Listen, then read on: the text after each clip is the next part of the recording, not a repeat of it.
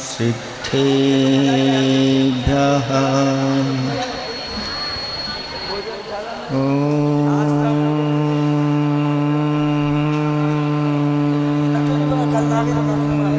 नमः सिद्धेभ्यः। ॐ नमः सिद्धेभ्यः।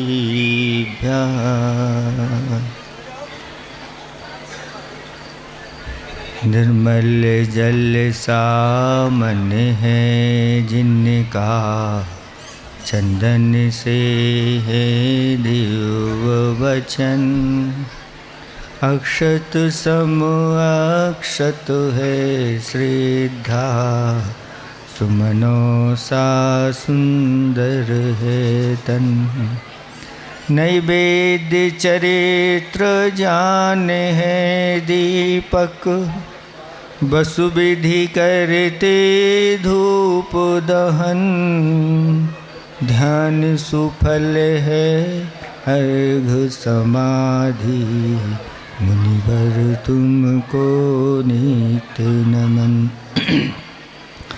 अनर्घ पद को पाने गुरुवर, मेरा अर्घ समर्पित है। एक जीवन क्या सौ सौ जीवन, गुरुवर तुम्हें समर्पित है। ऋषिवर तुम्हें समर्पित है। देवादिदेव 1008 कैवल्य कमलापति आदि ब्रह्मादिनाथ भगवान की जय हो। देवादिदेव 1008 घाटोल के बड़े बाबा श्री वासुपूज्य भगवान की जय हो। परम देवादिदेव 1008 वर्तमान शासन नायक महावीर भगवान की जय हो। परम पूज्य 108 आचार्य प्रवर गुरुवर श्री विद्यासागर जी महामृराज की जय हो। 3 कम 9 करोड़ मृराजों की जय हो। श्रीमद जिनेन्द्र पंचकल्याणक महामहोत्सव की जय हो। बोलिए परम पूज्य मुनि श्री विमल सागर जी महाराज की, समस्त आचार्य संघ की।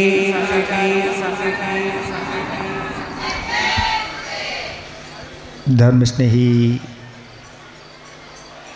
भव्यात्माओं,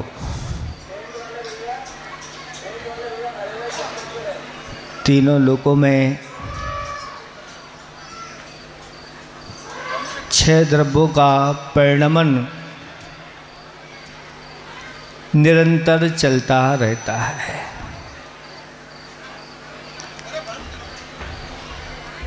उसमें भी जो जीव होता है, वह जीव जब निगोद से बाहर निकल आते हैं, स्थावर 10 पर्याय में आते हैं, पंच परावर्तन को करते रहते हैं। द्रव्य परिवर्तन, क्षेत्र परिवर्तन, काल परिवर्तन, भाव परिवर्तन और भाव परिवर्तन करते रहते हैं। तो इस 2.5 दीप में 5 भरत, 5 ऐरावर क्षेत्र हैं, जहाँ पर 6 कालों का परिवर्तन होता रहता है। लोगों के अंदर भावना रहती है कि यहाँ पर पूर्व में क्या था। तो अपने भगवान ने दिव्य उपदेश में कहा कि यहाँ पर पहले भोग भूमि थी, सुखमा सुखमा काल था। उसमें सारे प्राणी सुखी रहते थे। कल्प वृक्ष के माध्यम से जो आपके मन में कल्पना हो, इच्छाएं हो, खड़े हो जाओ, वो सारी वस्तुएं आपके लिए प्राप्त होती चली जाती। अपने भाग्य के अनुसार सब कुछ उनको मिलता चला जाता था। चाहे वह खाने की वस्तुएं हों, चाहे पीने की वस्तुएं हों, चाहे वस्त्र आभूषण, रहने के लिए जो जो मनुष्यों के लिए जिन वस्तुओं की आवश्यकता होती है वो सारे कल्प वृक्ष उनको प्रदान करते थे। इसके बाद जैसे जैसे काल निकलता गया तो सुखमा काल के बाद फिर सुखमा काल आया, सुख मात्र बचा। जो डबल सुख मिल रहा था वो कम हो गया। इसके बाद फिर और तिथि काल की ओर जैसे आते हैं तो सुखमा दुखमा काल आ जाता है।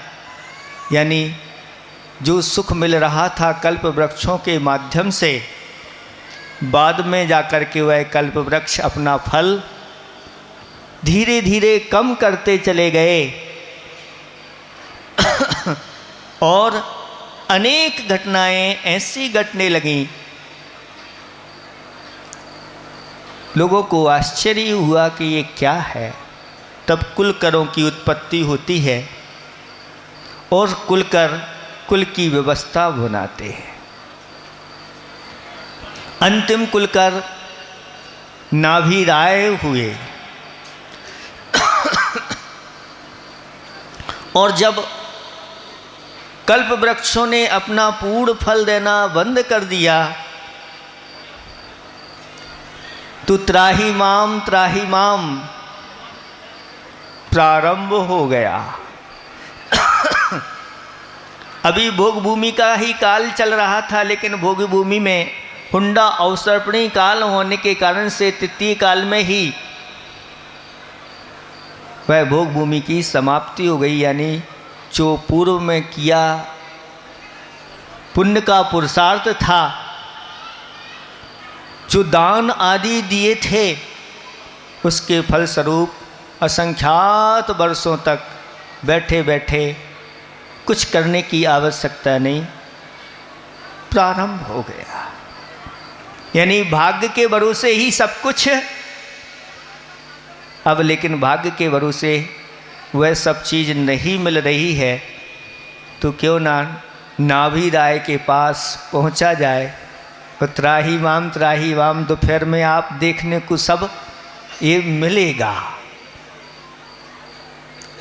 तब नाभि राय महाराज कहते हैं कि वृषभ कुमार के पास जाओ, वो 3 ज्ञान के धारी हैं। अब वो बालक नहीं रहे हैं, अब सारे योग्यताएं उनके अंदर समाहित हैं। जाओ उनसे शिक्षा लो, क्या करना है। तब वृषभ कुमार ने सबके लिए 80 मसी कृषि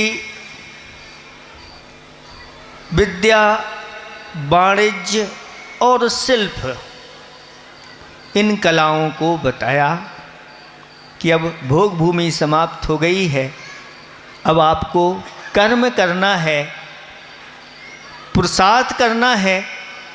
उस पुरुषार्थ के माध्यम से जो कुछ प्राप्त हो उससे आप लोगों के लिए जीवन को सुखमयी बनाना है।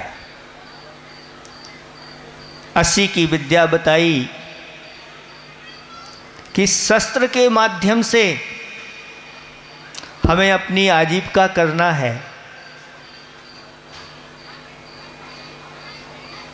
दूसरों की रक्षा करने के लिए शस्त्र दिए गए क्षत्रियों को लिए। दूसरों की रक्षा करो, स्वयं की भी रक्षा करो, धर्म की भी रक्षा करो और धर्मात्माओं की भी रक्षा करो। जिस देश में धर्मात्माओं की रक्षा होती है उसी देश में धर्म टिकता है। और जहाँ धर्मात्माओं की रक्षा नहीं वहाँ धर्म भी नहीं रहता। न धर्मो धार्मिकैर बिना, धर्म धर्मात्माओं के बिना नहीं होता। ऐसी 80 के माध्यम से अपनी आजीविका करने को कहा, तो मसीह के माध्यम से भी आजीविका के साधन बताए और मसीह के माध्यम से समाजवाद जैसा चलता है उसके अनुसार सारी क्रियाएं करो और अपनी आजीविका चलाओ। तीसरे नंबर पर कृषि रखा। आचार्य भगवंत कहते हैं एक हाइको के माध्यम से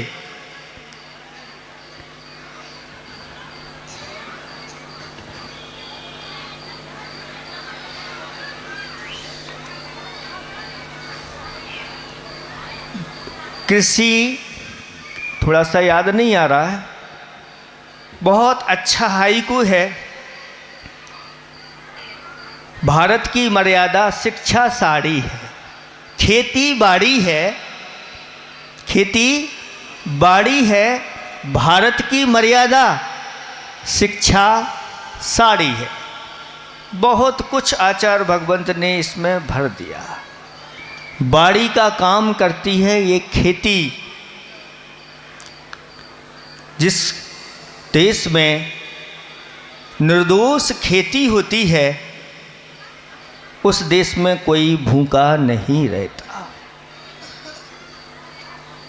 और आजीविका के साधनों में वैश्यों के लिए सबसे पहले खेती रखी। आज लोग कहते हैं महाराज खेती में तो बहुत हिंसा होती है लेकिन हमारे आचार्य भगवंतों ने निर्दोष खेती बताई। आज आपका लोभ इतना बढ़ता चला जा रहा है कि उस भूमि से जितना प्राप्त हो जाए, हिंसा कितनी भी हो जाए। कृषि में आचार्य भगवंतों ने कहा भाव हिंसा नहीं होती। व्यापार में भाव हिंसा बहुत होती है और द्रव्य हिंसा भी होती है। किसान बहुत सरल होता है और उसके परिणाम निर्मल होते हैं, जिसके माध्यम से वह बीज को उगाता है।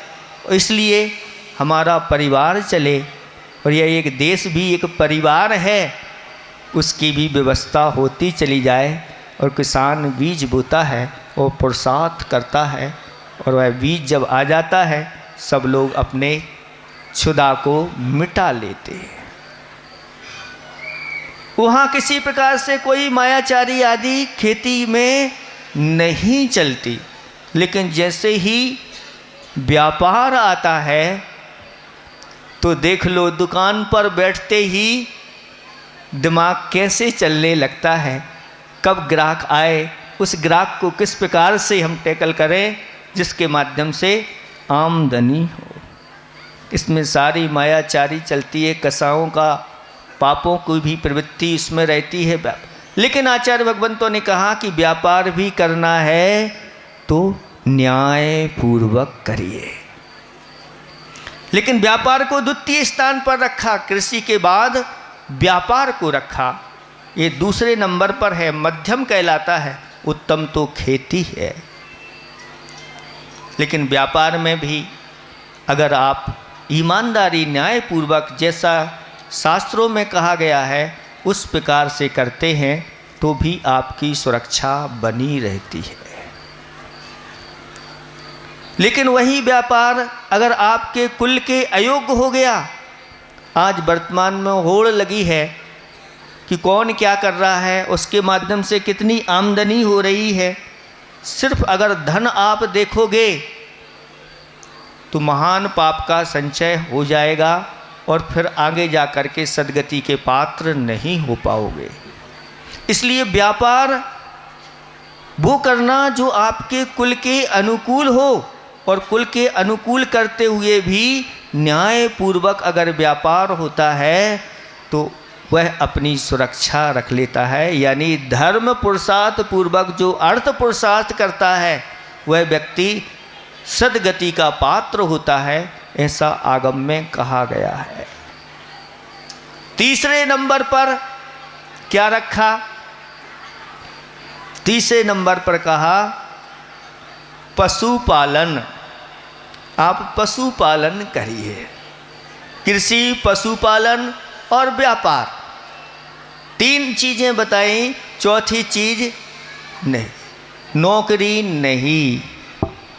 बहुत अच्छी भावना आचार्य भगवंतों ने, आचार्य श्री बार बार अपने प्रवचनों में कहते रहते हैं। उन प्रवचनों के भाव ही इन कुछ पंक्तियों में आपको सुनने को मिल जाएंगे। आचार्य भगवान कहते हैं कि यह भारत देश हमारी सोने की चिड़िया थी, लेकिन वह उड़ना भूल गई। ओ सोने की चिड़िया तू क्यों भूली है उड़ना, बंधन तेरा रूप नहीं है, उठ तू जल्दी उड़ जा। चिड़िया का स्वभाव तो उड़ना है, बंधन उसका स्वभाव नहीं। परावलंबन नरक समा है, स्वालंबन में जीना, विषयों के विष को तज करके धर्मामृत को पीना। सत्य शिवम शील माला का सदा पहनना गहना, मन बचतन को बस में करना, ये संतों का कहना। हो सोने की चिड़िया तू क्यों भूली है उड़ना, बंधन तेरा रूप नहीं है, उठ तू जल्दी उड़ जा। ऋषि बनो या कृषि करो तुम, नानो कर तुम बनना, जीवों का पालन है करना, श्रेष्ठ व्यापार है करना। सही तो ये है कि मनुष्य जीवन पा करके क्या बनना चाहिए? क्या बनना चाहिए? ऋषि बनना चाहिए, ऋषि मुनि बनना चाहिए। इसीलिए ये मनुष्य जीवन मिला है, इसी में ही मनुष्य जीवन में ऋषि मुनि बनाया जाता है या बना जाता है, और कोई गति नहीं जिसमें ये व्यवस्था है। तो ऋषि नहीं बन पा रहे हो तो घर में रहते हो तो किसी करो तुम, ना नौकर, नौकर नहीं बनना। क्योंकि आप बहुत पुण्यात्मा हैं, आपने पूर्व में ऐसा पुण्य किया होगा, ऐसा उच्च कुल आप लोगों के लिए मिला है। वर्तमान में लोग नौकरी की ओर जा रहे हैं, और नौकरी करना ये दास वृत्ति कहलाती है। और इस दास वृत्ति में आपको अगर 1 करोड़ रुपए का भी पैकेज मिले महीने का, तो आचार्य भगवान कहते हैं नहीं करना, क्योंकि तुम्हें दास बन करके बैठना पड़ेगा। और अगर सेठ बन करके बैठे हो दुकान पर, भली महीने में आप 1 लाख कमा रहे हो, तो भी आप उससे श्रेष्ठ हो, इतना ध्यान रखना। इस अपने धर्म को भूलना नहीं, क्योंकि जघन्य कही गई है नौकरी, इसको उच्च कुल वालों के लिए नहीं, लेकिन एक कली काल का प्रभाव है। ये वर्तमान की इस प्रकार की शिक्षा प्रवृत्ति है कि लोगों के लिए नौकरी की ओर दौड़ लगाना पड़ रही है। आप सब सेठ हैं, राजा महाराजा जैसे हैं, आप लोगों के लिए नौकरी दीजिए, ऐसे कार्य करिए जिसके माध्यम से आप भी बढ़ते चले जाएं और दूसरे भी उसका लाभ लेते चले जाएं। परस्परोपग्रहो जीवना, यह सूत्र ऐसा सूत्र है जैन धर्म का, जो कहता है कि एक दूसरे पर उपकार करो। मालिक अपने नौकर के ऊपर उपकार करता है और नौकर मालिक के ऊपर उपकार करता है। और सच्चा मालिक तो वही होता है, एक दिन अपने नौकर को भी मालिक बना देता है। यही सच्चे भगवान की पहचान है, यही सच्चे गुरु की पहचान है, यही सच्चे शास्त्र की पहचान है कि हमारे भगवान अपने भक्त को भगवान जैसा बना लेते हैं या भगवान ही बना देते हैं। गुरु, हमारे गुरु की कृपा देखो, हम उन गुरु की शरण में गए, गुरु ने अपने जैसा, यही सच्चे गुरु की पहचान। जिनवाणी जिसमें निरंतर अहिंसा धर्म का वर्णन है और उसको पढ़ कर के लोग अहिंसा की उपासना करते हैं। तो नौकर तुम ना बनना। महिलाएं बहनें, इन सब से हमारा यही कहना है एक हाइको के माध्यम से कि क्या पसंद है, कुशील नौकरानी या सील रानी? बताओ। सभी का एक ही उत्तर होगा, सील रानी। आप कहते तो सील रानी हैं और अपनी संतान को अगर नौकरानी बनाने के लिए तैयार हैं तो ये आपकी बात, आपके मुख से ही वह विरोधाभास प्रकट हो जाता है। आप महारानी बनिए, राजरानी बनिए, सेठानी बनिए, बहुरानी बनिए, लेकिन नौकरानी नहीं। ऋषि बनो या किसी करो तुम, ना नौकर तुम बनना। पशुओं का पालन है करना, श्रेष्ठ व्यापार है करना। जो उच्च व्यापार है वही करना। पीछे का इतिहास देख लो, पिछलग्गू ना बनना। आचार्य भगवान कहते हैं अपने इतिहास को उठो, पिछलग्गू नहीं बनो। उनके भी पीछे आप लग गए। हमने एक बार बताया था कि दो दौड़ें हो रही हैं। एक दौड़ है सिंह की और एक हो रही है गधों की दौड़। दो दौड़ें हैं, लेकिन हुआ यूं कि एक सिंह की दौड़ में से निकल करके गधों की दौड़ में जब पीछे से सिंह आया तो गधा वहाँ से निकल गया और सिंह के पीछे हो गया। दोनों का परिवर्तन हो गया। गधे की दौड़ में से एक गधा सिंह की लाइन में लग गया और सिंह में से निकल करके एक सिंह गधों की लाइन। अब दौड़ हुई और जब गधों की दौड़ हुई तो उसमें जो सिंह था वो सबसे पहले आगे पहुंच गया और उसको पुरस्कार मिला, उसकी पीठ ठोकी गई। ये गधों की दौड़ में फर्स्ट आया है। और गधों की दौड़ में जो फर्स्ट आया वो कौन कहलाता है? गधा की महागधा? वह महागधा कहलाया, उसको पुरस्कार दिया गया। ये गधों में भी महागधा है, ये फर्स्ट आ गया। और दूसरी तरफ सिंह की दौड़ में एक गधा था, वो हार गया, लेकिन उसकी पीठ ठोकी गई। ये गधा नहीं, ये सिंह है। समझ रहे हैं आप लोग? ऐसे ही दो दौड़े हैं। आप सिंह जैसे हो, लेकिन अगर गधों की दौड़ में शामिल हो गए तो सिंह होकर के भी गधे कहलाओगे। और अगर गधा सिंहों के साथ आ जाता है तो वह भी सिंह बन जाता है। ऐसी बहुत सारे अच्छे लोग बैठे हुए हैं, वहीं पर एक बुरा व्यक्ति भी आ जाए तो कहते हैं ये सब लोगों की सभा है। और वो कहीं बुरे लोग बैठे हुए हैं और उसमें एक अच्छा आदमी पहुंच जाए तो कहते हैं ये बुरे लोगों की सभा। जैसी संगति होती है वैसी मति होती चली जाती है। इसलिए इस बात को आज आप लोगों के, क्योंकि भगवान ने आप लोगों के लिए युग के आदि में ये सारी व्यवस्था बनाई है, आज ये व्यवस्था बहुत गड़बड़ होती चली जाती है। फिर भी जिन्हें विवेक है वह विवेक के माध्यम से अपनी व्यवस्था अपना।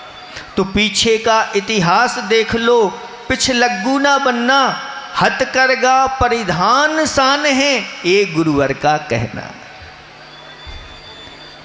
हथकरघा क्यों वापस आया? इतिहास देख लो, क्योंकि यहाँ सब शुद्ध वस्त्र का निर्माण हुआ करता था, लेकिन उन वस्त्रों में भी अशुद्धियाँ आ गईं।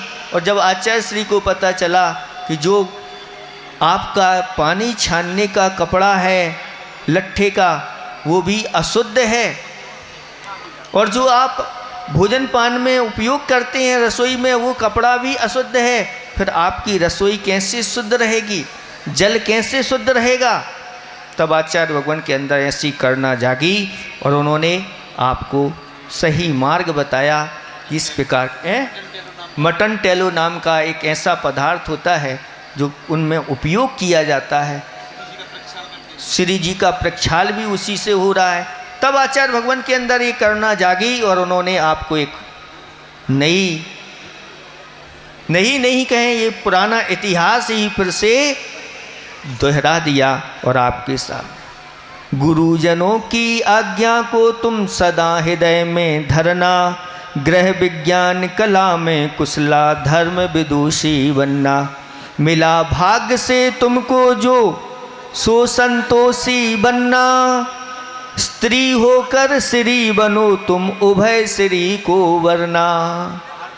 ये स्त्रियों के लिए विशेष शिक्षा दी कि गुरुजनों की आज्ञा, बड़े जनों की आज्ञा में हमेशा चलना और ग्रह विज्ञान की कला में जरूर कुशल होना, क्योंकि जिस ग्रह में स्त्री ग्रह विज्ञान की कला में कुशल रहती है वह घर घर नहीं रहता, वह तो घर स्वर्ग जैसा हो जाता है। और जहाँ ये कला नहीं होती तो उस घर में नरक जैसी स्थिति बन जाती है। इसलिए इस कला में धर्म विदुषी बनना, क्योंकि धर्म का ज्ञान है तो तुम भी पार हो जाओगे और दूसरों को भी पार कर दोगे, और तुम्हारे भाग्य से जो मिला है उसको अच्छी तरह से ग्रहण करके और अपने कार्यों को करना। दो चीज़ें होती हैं, एक तो भाग्य और दूसरा पुरुषार्थ। भाग्य से मिलता था भोग भूमि में, लेकिन वह भाग्य पूर्व का किया हुआ पुरुषार्थ था, और आज वर्तमान में कर्म से मिलता है, यानी पुरुषार्थ से मिलता है, और वर्तमान में जो किया गया पुरुषार्थ है वही भविष्य में भाग्य बन करके चमकता है। इसलिए भाग्यवादी मत बनो, मात्र पुरुषार्थवादी मत बनो। हमारे आचार्य भगवंतों ने दोनों को स्वीकार किया है। एक व्यक्ति मात्र भाग्यवादी ही होता है और एक पुरुषार्थवादी, दोनों अपने अपने अहंकार में हैं। और ऐसा ही हुआ कि स्वर्ग में दो देव, एक भाग्यवादी दूसरा पुरुषार्थवादी। वह कहता है पुरुषार्थ बड़ा है, दूसरा कहता है भाग्य बड़ा है। जब दोनों में विवाद हुआ तो चलो इंद्र के पास है, इंद्र की नहीं, स्वधर्म में सो तो नहीं रहे हैं, जाग रहे हैं। इंद्र के पास पहुंच गए और कहा कि बताओ कौन बड़ा है। तब इंद्र ने कहा कि जाओ मनुष्य लोक में जाकर के अपना अपना पुरुषार्थ करके देखो और निर्णय लेना। अगर आप लोग निर्णय ना ले सको तो मेरे पास आ जाना। और दोनों देव धरती पर आ जाते हैं और एक गरीब दुखी वृद्ध व्यक्ति दिखता है। भाग्यवान जो देव था वह कहता है कि मैंने ही इसको ऐसा किया है। तब पुरुषार्थवान देव कहता है इधर आओ, उस वृद्ध को बुलाता है। वो कहता है जाओ जंगल में से एक चंदन की लकड़ी लेकर के आना और जाकर के राजा को भेंट करना, सब ठीक हो जाएगा। वो गया जंगल से चंदन की लकड़ी लेकर के आता है और राजा को भेंट करता है। राजा बहुत प्रसन्न हो जाता है, अपने गले का हार उतार करके उसको दे देता है। वह प्रसन्नता के साथ घर जाता है। तब पुरुषार्थवादी देव कहता है देख लिया। तो भाग्यवादी कहता है अभी ठहरो। वह जाता है, उस हार को एक खूंटी पर टांग देता है और शुद्धि करने लगता है। इतने में एक चील आती है, उस हार को उठा करके ले जाती है। भाग्यवादी कहता है देख लिया। पुरुषार्थवादी कहता है ठहरो, अभी मेरा पुरुषार्थ बाकी है। जब हार चला जाता है तो वह व्यक्ति उदास हो जाता है। तब पुरुषार्थवादी कहता है कि जाओ पुनः एक बार राजा से कहना कि ऐसी ऐसी घटना घट गई है।